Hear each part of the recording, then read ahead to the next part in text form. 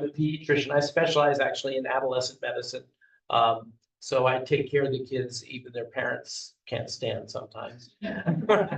Polly knows as well, having been a dorm master at Dana Hall.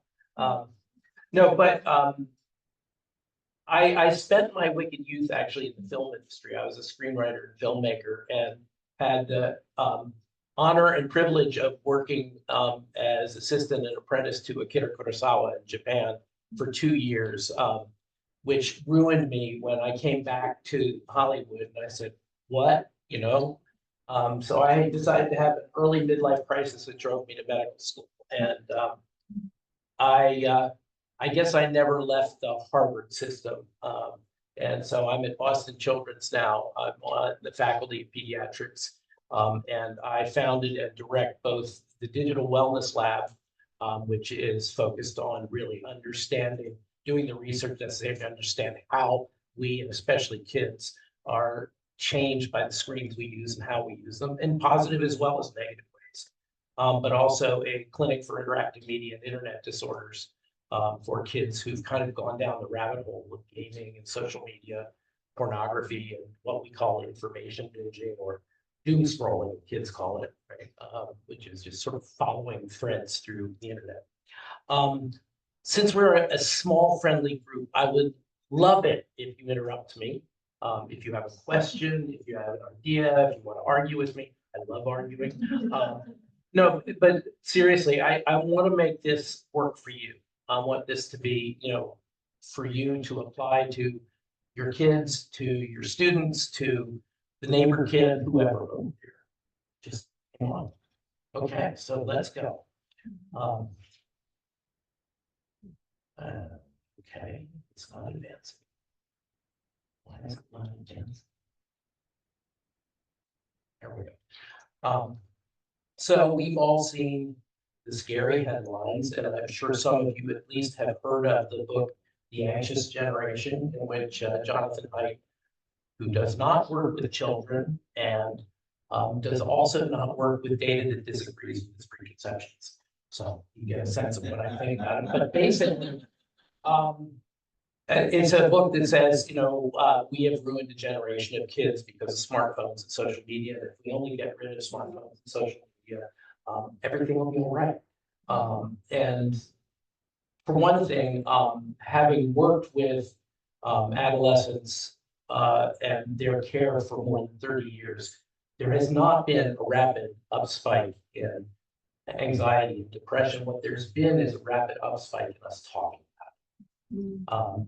And that's actually a good thing, right? That it's out there, we're thinking about it. Kids aren't afraid, or their parents aren't afraid to come out about, hey, my kid's struggling here. So I think that the first thing to do is to realize that smartphones are not going anywhere. Social media is not going anywhere. What we need to do is learn how to live well with these, using both senses of the word well. So this is not the new normal, because today's new normal will be tomorrow's old normal. It's the next normal. And we are facing a world that is rapidly changing. And one of the things that we have to recognize is that kids are growing up in a world where there's a screen in sight at virtually every moment of their lives. And they're spending on average, these are US data, 8.5 hours on screen each day. Interestingly, for all the concern about the increase of screen time during the pandemic lockdown, it was only actually a 17% increase in their screen time, which speaks to how much screen time they were getting before the lockdown and sitting in front of a screen for all their school hours. Interestingly, though, almost half of parents told us in a study that their arguments about the kids' screen time increased in both severity and frequency during the lockdown. Some of it, they confessed, was because they were fighting for bandwidth with the kids, right? So that had something to do with it. And then, of course, they always have the excuse, I'm doing important work and you're just playing Fortnite. So, but what we have to recognize is that kids are now engaged in constant, frequently simultaneous interactions in both the digital and physical worlds. For them, it's a single world. It's not the online and offline world. It's not the virtual world, the real world. It's their world. And they move seamlessly between them to the point that we can now no longer measure screen time because we don't use it the way we used to. We don't sit down in front of a television and watch a show. We are in and out of these environments constantly. All of us are, really. 54% of kids say it would be hard to give up social media. 84% of them say they check it hourly, and 16% more frequently than every 5 minutes, even during the school day. Are there teachers in the room? Yeah. There's Helen, yes. There's a teacher in the room. I've had many high school teachers talk about their students smiling randomly at their knees. So what we're in is a rapidly evolving digital ecosystem that allows kids and all of us to be connected to anyone, anywhere, at any time. And kids and all of us are afflicted by the famous FOMO. I'm sure everyone knows, fear of missing out, right? You always have to check. But teenagers in particular are struggling with something that may be even more potent for them, which is FOBLO, fear of being left out. Fear that if they don't respond to that text or that social media posting fast enough, that they'll be thought to be ghosting their friends or whatever. And literally their friends will say, you took like 10 minutes to respond to my text, what's the matter, right? We're in this constant flow. And for them, it is more important to not be left out than it is to miss out on the news or whatever else drives us that we're worried about missing out. And what's happened is that, quite ironically, we have gained near infinite connectivity, but it's actually eroded our deep and meaningful protective connectedness that we have with parents, with friends, with community, because we are putting these devices theoretically to connect with each other, but they separate us from each other. It's a way of having arm's length relationships. It's a way to avoid awkwardness, weirdness, or actually emotional intimacy. It's, it's a lot easier to text someone than it is to sit down with them and figure out whether you're romantically attracted to them or not, right? Or those things. It's way easier to send some snarky text and see how they respond. So why are kids so attracted to this environment? Why are we all? But for adolescents, actually, this environment is a really fertile environment for key tasks of adolescent development. Think about what's going on for them. They seek experience, and they get it vicariously online through gaming, through interacting with people, or seeing places that they could never travel to. Much of which is very good, right? That they're able to, go to the top of Mount Everest or to the Challenger Deep online. But they're filling their library of experience and knowledge. They seek independence from parents, from teachers, from any authority figures, thus the smiling at the knees in class.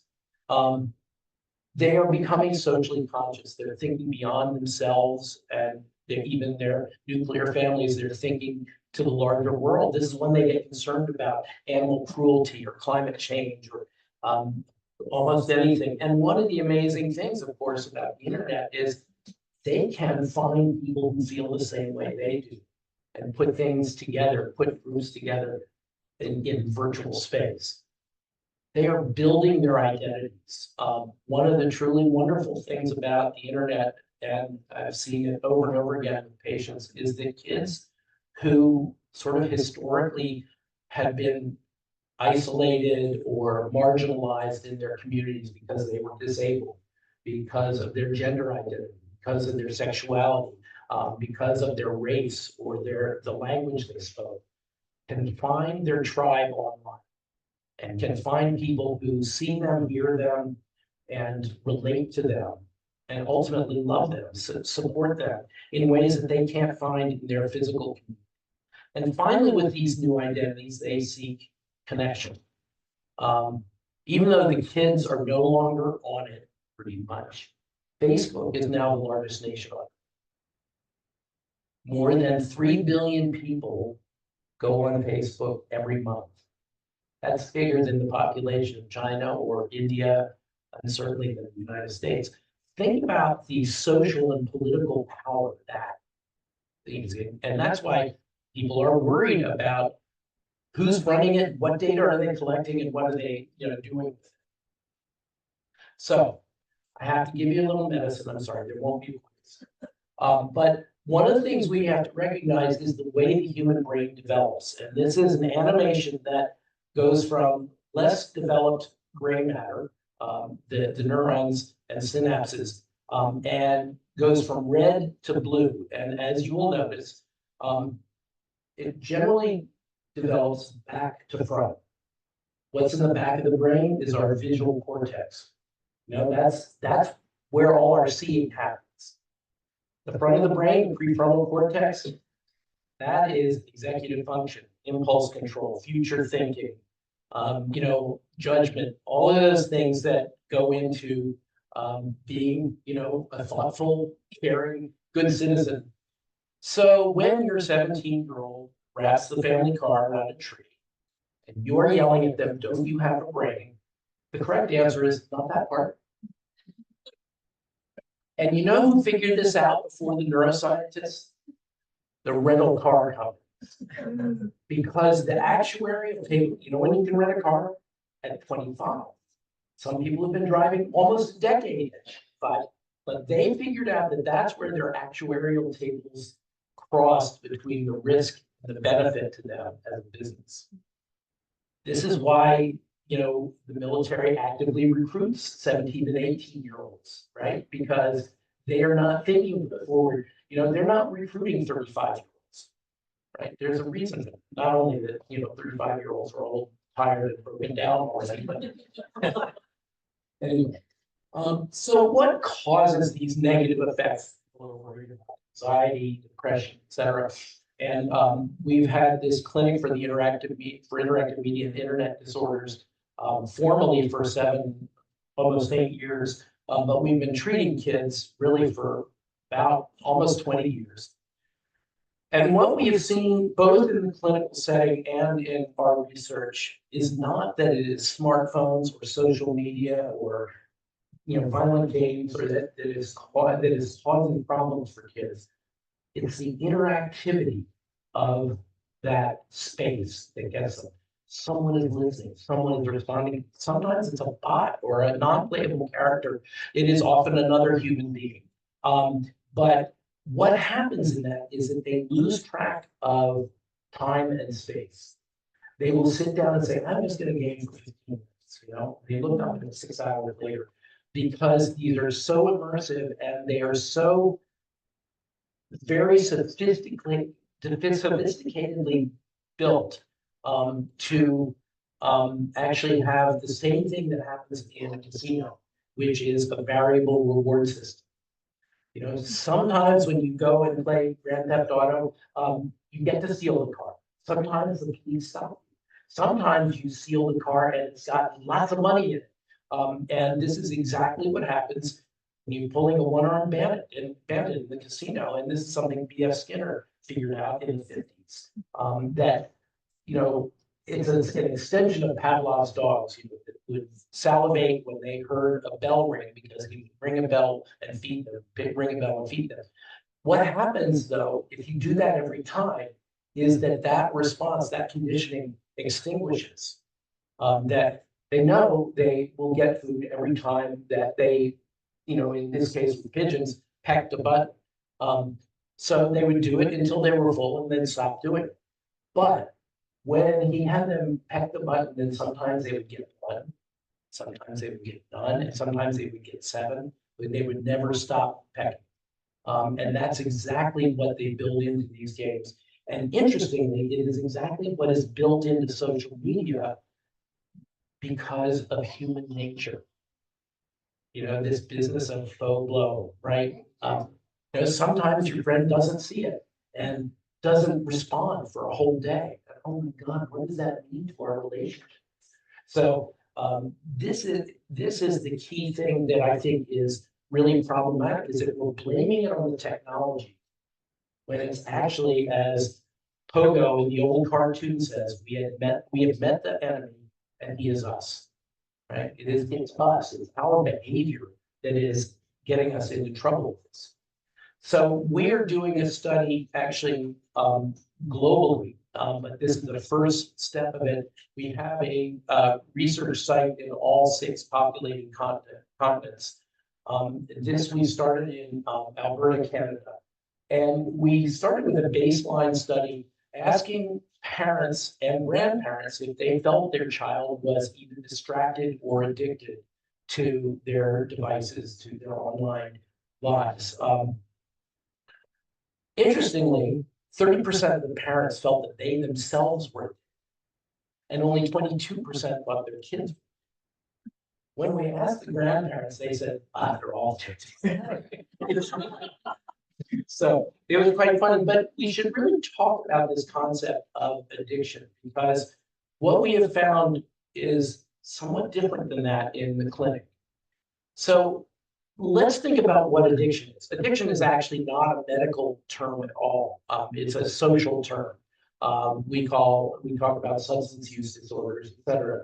But as we think about addiction to alcohol, to opioids, to nicotine, it's overuse of a pleasurable but unnecessary substance for life.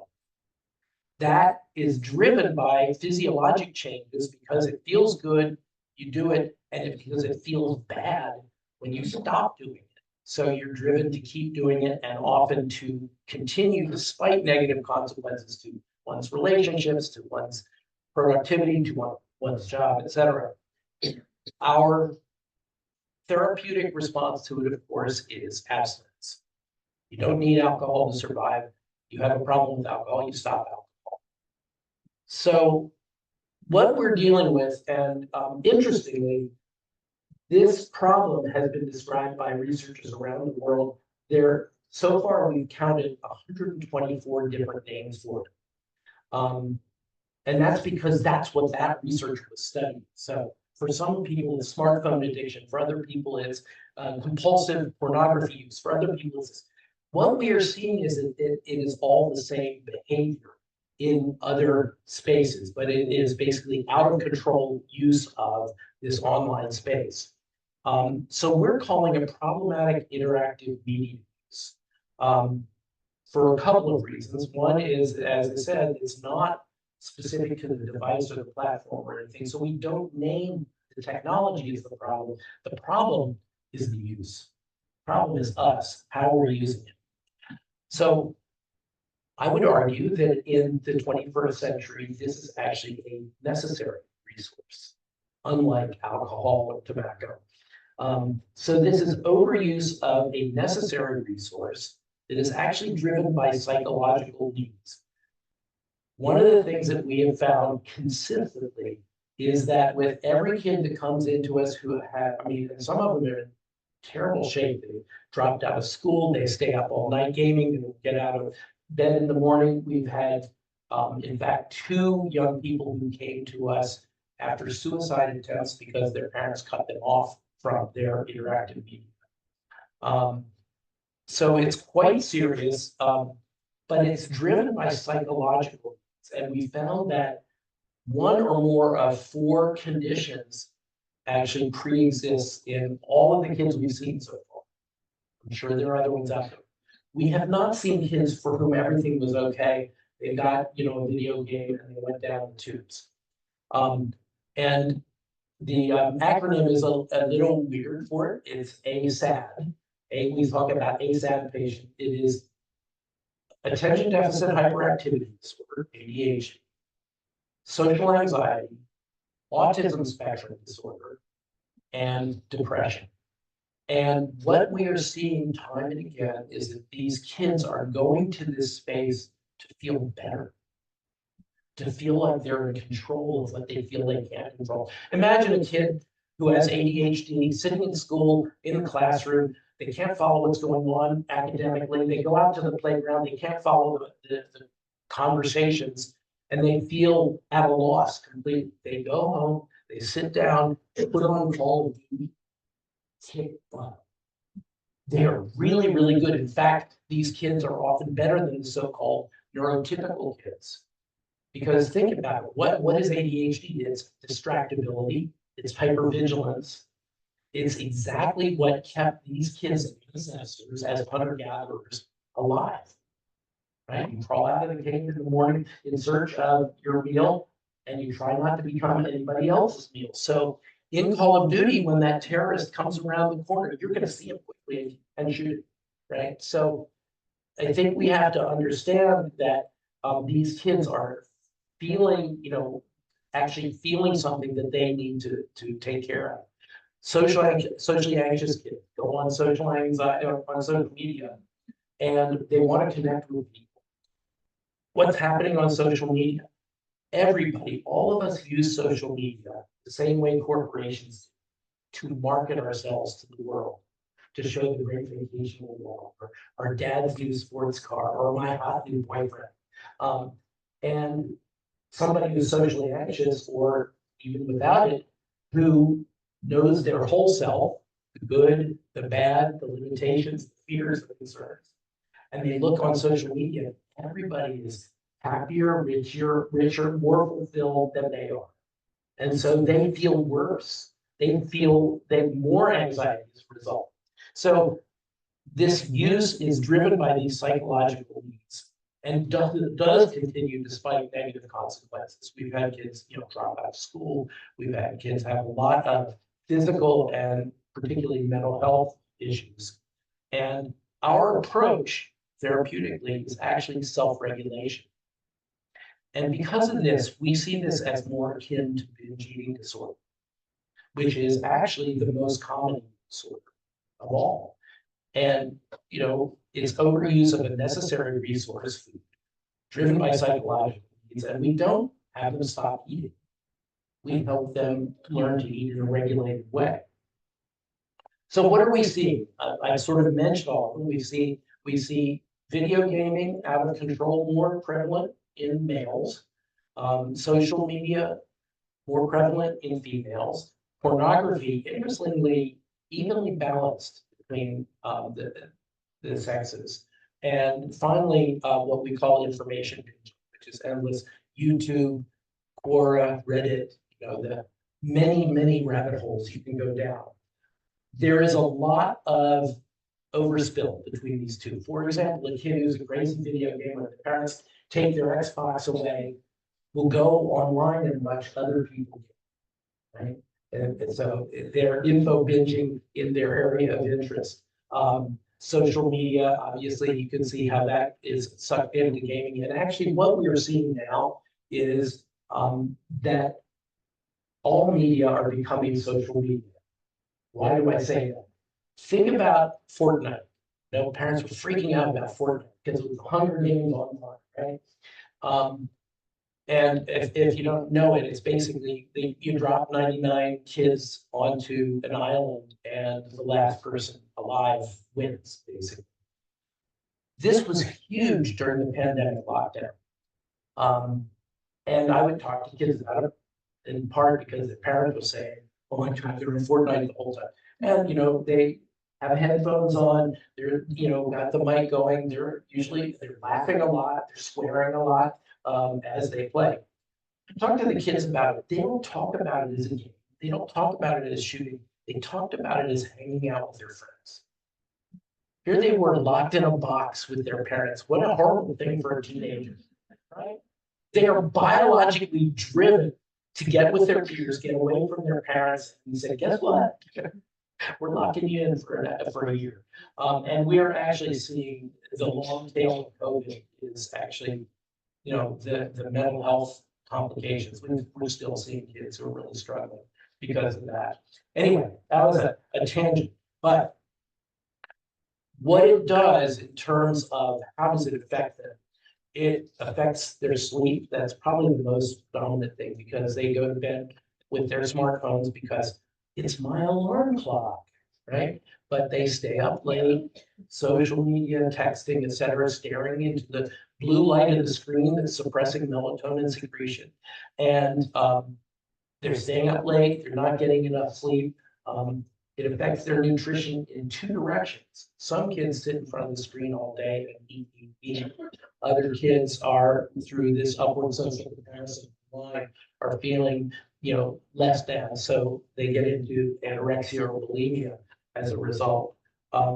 It affects their academic performance. I'm sure you can see how easily that can happen, because if it's algebra or, Call of Duty, what's going to win, right? It affects their social life. They withdraw. They, don't spend time with family or friends anymore. Many of them give up hobbies or activities, sports that they used to do, and they basically hole up with their screens. So it affects their relationships and ultimately affects their mental health, many of which are coming in with a predisposing, anxiety or depression, and it just worsens. Oh no, there's no sound. Okay, hold on a second. Are we going to do this? Do you have to unmute yourself? Maybe. Let's see. Unmute myself. Yeah. No. Oh, wait. No. Okay, where's share? Yeah. Advanced sharing options. Sorry. Oh, we didn't set this up. No, we didn't focus that. So I think we're not going to hear it. We're not going to hear it. Okay, what about, can I play it on here? Let me see if I can do it. Oh, no. Anyway, okay, I will tell you. Turn on. Turn off. Yeah. Okay.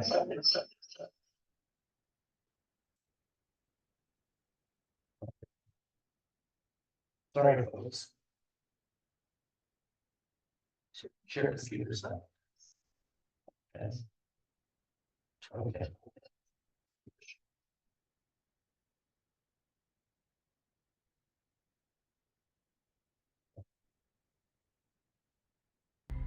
How long is your waiting list? Unfortunately, too long. This is Dr. Michael Rich, Director of the Clinic for Interactive Media and Internet Disorders at Boston Children's Hospital, who wants these parents to know their kids may have an underlying vulnerability. Other things that they come to games with, Absolutely. like Attention deficit hyperactivity disorder. It's huge in the kids who have gaming issues. We have yet to see a young person. But this is also, we're getting the echo somehow. Should I just narrate it and we'll do something? Okay, so this was a special that Diana Sawyer did on our work and on the whole issue writ large. And she came into our clinic. This is a 13-year-old young man who was big into Fortnite, and mom was, really concerned. He was not sleeping, he was not doing the homework, things were not going well. And basically what I tell them in this situation is for the parents actually to sit down with their child and play the game.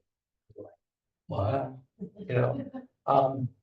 And the reason for that is to kind of demystify it, but to show your child that you love them, you respect them, you want to understand what engages them. And what is interesting about that is that you are coming to the child as their student with curiosity. You will never, ever win the game. They will run rings around. Right? But think about it, and once you finally figure out the 47 different moves it takes to steal a car and Grand Theft Auto, and you turn to them and say, I finally done it. Let's talk a little bit about why you want to do this over and over. And you're speaking from a very, very different place. You're not wagging a finger at them. You're saying, I'm curious, I want to understand this. And at the same time, you are kind of tweaking their curiosity about why they might want to reverse this over and over. And maybe this may not be the best use of their time. There's some wonderful, wonderful games out there, like, playing with evolution, and various other things, the Sim series, building cities, etc. So, this leads into what I call the 5 M's of digital wellness. And this is your cheat sheet for raising a child in the digital ecosystem. The first M is model the behavior you want to see in them. Do not be staring at your smartphone at that all-important email from your boss while yelling at them to turn off the video game. To them, that's the height of hypocrisy. And also, one of the really interesting things, I found out is when I'm with the kid in the room, the parents are outside, I say, what did your parents do? Almost invariably, the first thing out of their mouth is pay more attention to me. And it's not just because parents are on their smartphones, but because a lot of parents, feel like, oh, I asked how they did in school today. They said, oh, you're fine. What'd you do? Nothing. And that's the end of it, right? They don't let the child know that you're really interested in push harder, right? And so it develops this cycle where the parent feels the kid doesn't say anything, the kid feels the parent doesn't listen to them anyway. So it doesn't work. But model the behavior you want to see. When they seek a device, an application, a platform, I want to go on Instagram, sit down next to them and learn it with them. Be their mentor. And the reason I use the word mentor instead of teacher is a mentor learns as much from the mentee as the mentee learns from the mentor. A lot of parents don't want to go and talk about the internet with their kids because they feel they don't know enough. They feel the kid knows more than they do. They can't figure out how to do it. In fact, I've had more than a few parents say to me, I dread the internet talk more than the sex talk. Because, correctly or incorrectly, they think they know something about sex. They know they don't know enough about the internet. And it's very interesting. So they don't talk with their kids about it, but sit down next to them and learn it with them. Let them show you what things work, but also question things, etc. So that when you are learning with them Grand Theft Auto, you have a chance to talk about it. Not only are you showing them your curiosity, your interest in them, but you are opening up a dialogue that you can continue on and be part of their digital lives. And they do move seamlessly between these two worlds. You need to be a part of their whole world. If you would not send your child to a party at a house with a family you don't know, and you don't know whether there's alcohol or drugs or weapons or what's there, don't let them go on the internet without sort of being aware of what's going on, because that's a 24/7, 365 party. And you don't know who's there. The other thing that having an open dialogue about their digital lives is really important is that a lot of kids, not a lot, but too many kids have gotten in trouble with getting in touch with something or someone online and having that take over their lives. An example of that, I was actually just speaking to a group of I don't know what you law enforcement people, everybody from police to FBI to judges and district attorneys about something that has happened fairly recently called sextortion. Sextortion is a young man, usually a young man, and usually a sort of scholar athlete, the star kid of the high school team or whatever, gets a provocative picture of a nude or semi-nude young lady after his parents have gone to bed. And the message, hey, can you send me a picture of yourself, dude? Oh, yeah, she likes me. I'm going to do that. Does it. And immediately after gets that, okay, we have your address book. We're going to send this picture, your picture of you, out to your entire address book, including your teachers, including everyone. If you don't send $500 or $1,000. In 12 cases in the last 2 years, that young man was dead by suicide before his parents woke up. That's one. It's really, really serious. And these are offshore, basically criminal activities that are just coming into these kids' lives. The reason they do that is the kid felt they had to keep a secret instead of having an open relationship and open dialogue with their parents about what they're doing. Because if you started off with this mentoring of them and they come on, a hate site or pornography or something that weirds them out, the average age of getting on a porn site now is 9. Okay. At 9, it's like, what? And so if that child feels okay saying, Mom, Dad, I saw this, tell me about it, what is it? That stigma is taken away, and they're not going to feel that they have to send $500 or die. And they also may be sophisticated enough to know that that girl isn't real. So, model, mentor, and the third one, and this is the one that parents especially, but parents and kids both push back against the most, is be able to monitor their digital lives. Why would I say that? Parents say, oh my God, I can't go everywhere she is. She's on social media all the time. He's gaming all the time. I don't have the time for it.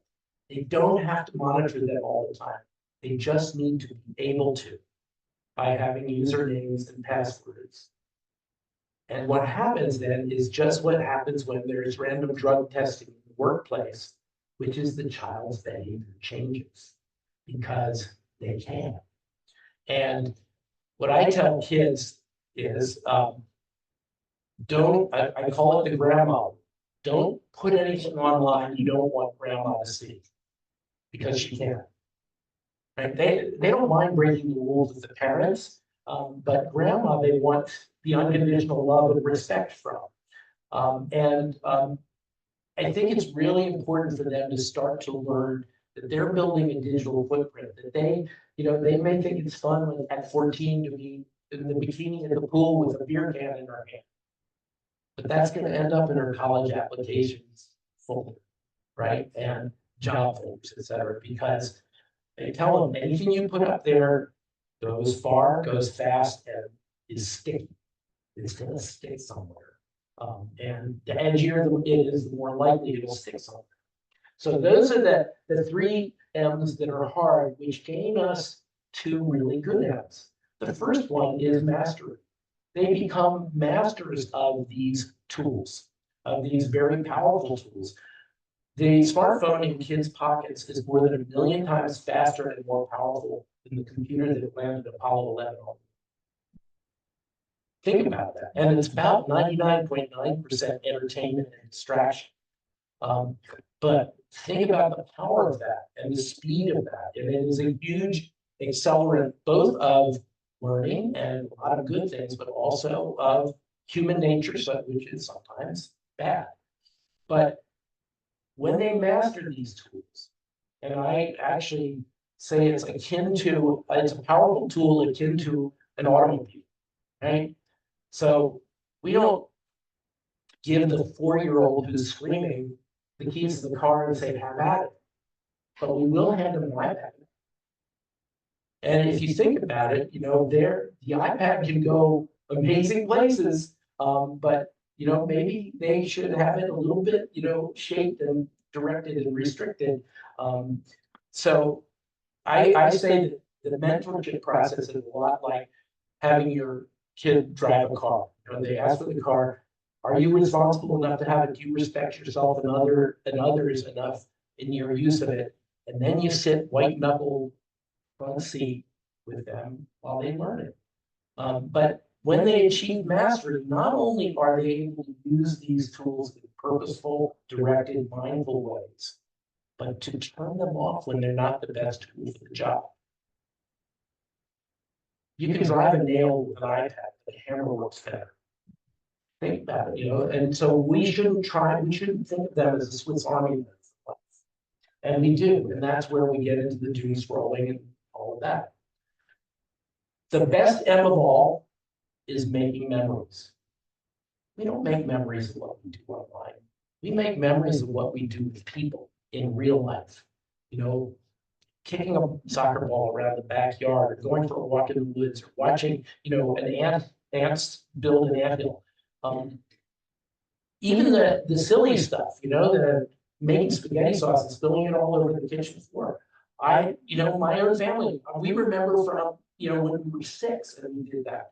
You know, do I remember anything about on the screen when I was 6? You know, maybe my mom yelling at me for watching what I shouldn't, but no, I think that there are goodies there, and one of the most important ones are those human contact making memories.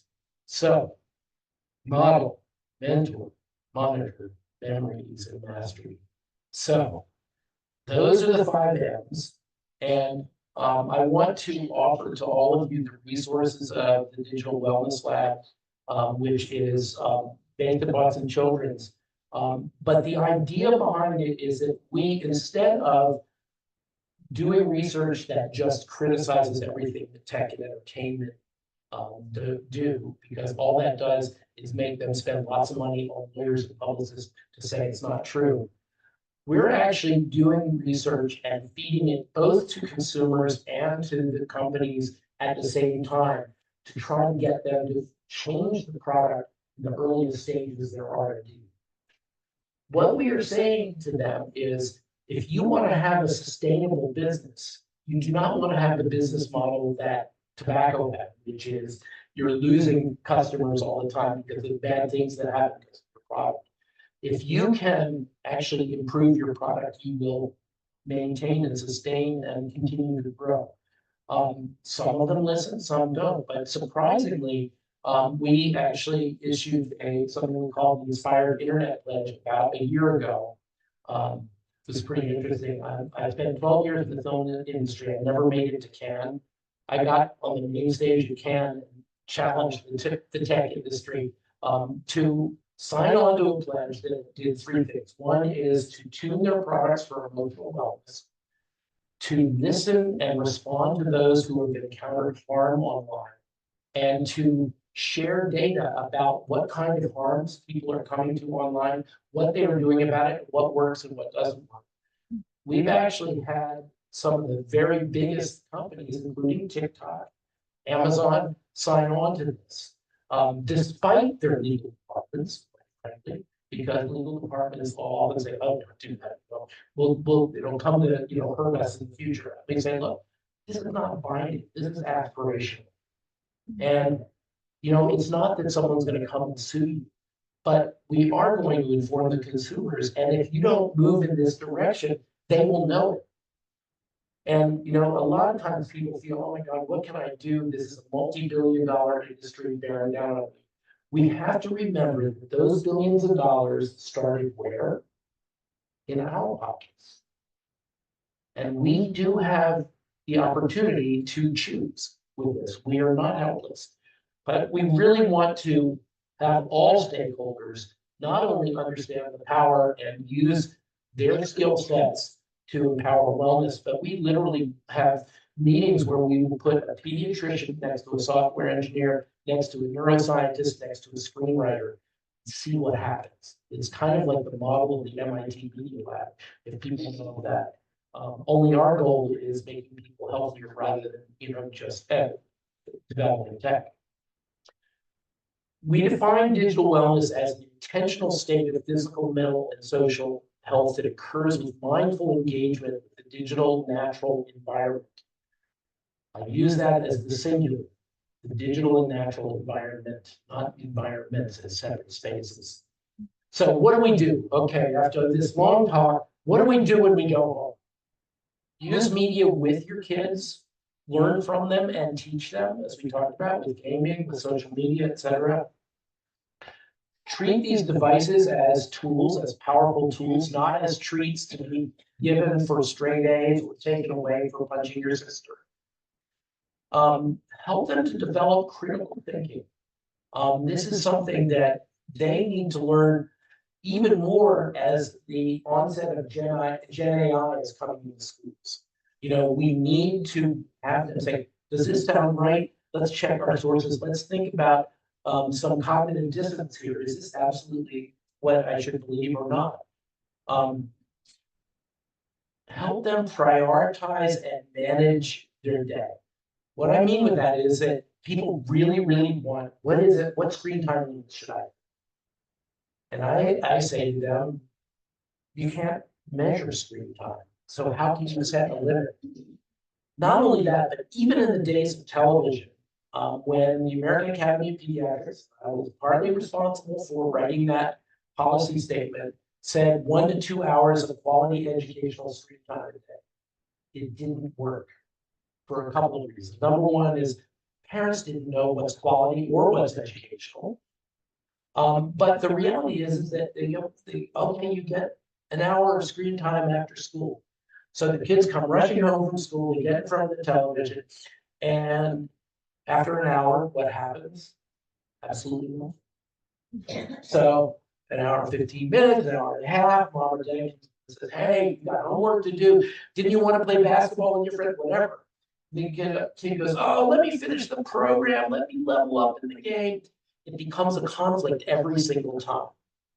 So what we actually suggest is to sit down with the child, really even as young as 5, and think of their 24-hour day as an empty glass. You fill up with this many hours of sleep, remembering that teenagers need more sleep than they did when they were younger, because this is the second most rapid growth spurt of their life. And a little secret, we only grow when we sleep. Only when you're asleep does growth hormone get secreted.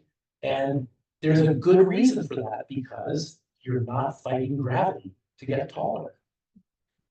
It's an amazing machine we have that we have. But to really think through what they like to do, this many hours of sleep, a sit-down family meal every day, single most protective thing you can do, not just for their nutrition, but for their mental health. Without devices, no devices in the bedroom, screens off an hour before sleep time. And I say sleep time, not bedtime, because too many people have screens available in bed. So all screens off an hour before sleep time to allow that melatonin to be secreted, and then get drowsy. And have them think through the things they like to do. Oh, I do like to play basketball, and have them think through their day and actually create a structure to their day, and then manage their time. We could all do better with time management. And it's something you can learn from fairly early on, because they finally understand that 24 hours is fun, right? That's the thing that gaming or online behavior, activity of any kind, wipes out that finiteness and just you lose track of time. And finally, to consciously and actively create with them online, because you know what? They're doing it anyway, with every Insta post, with every snap they do. So do it in a mindful, thoughtful way, rather than just throwing stuff out there like, hey, look how cool I am, and then regret it when their college application goes out, or the rejection comes in, I should say. So to wrap up, instead of finding our killer apps, what we should be doing is developing our killer bees. There are 3.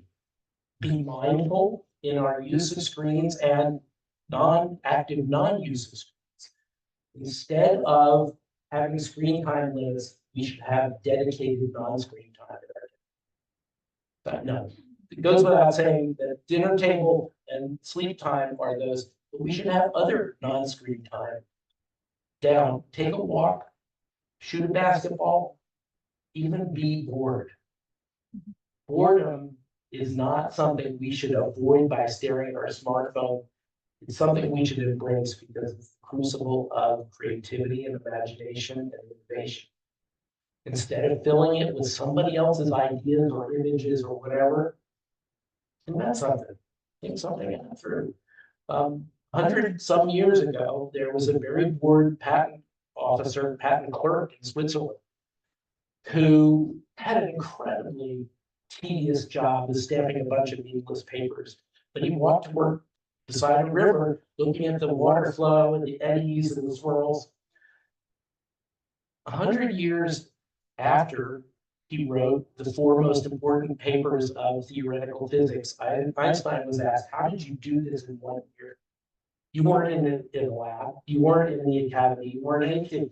He said, it's because I was bored and my mind could travel through time and space. We have to respect ourselves and our potential enough to be bored and see what happens. So be mindful in our, our behavior with screens now. Be balanced, be conscious of that, the time that we're devoting to the screen as opposed to the other things that we're doing off screen. And most importantly, particularly for parents, be present. Remember what those kids say to me about what their parents could do better. Be present for them, be there, listening to them, looking at them, being with them. So this is the book there that's just out. This is a shameless plug.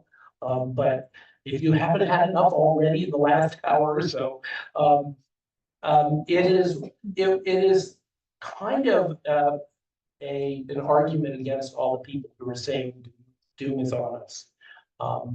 The subtitle of it is a joyful approach to raising healthy, smart, kind kids in a screen-saturated world. We can enjoy our kids, they can enjoy their lives. This is not something that is insurmountable. It's something that if we approach it mindfully, we can take hold of it. And instead of trying to wait for Congress to make laws or for litigation to change things, kids are growing up all the time. That takes way too long. We have to deal with it right now. And if all of the resources, the Digital Wellness Lab and Clinic for Interactive Media and Internet Disorders are available to you for free online. So even if you don't get the book, you can get most of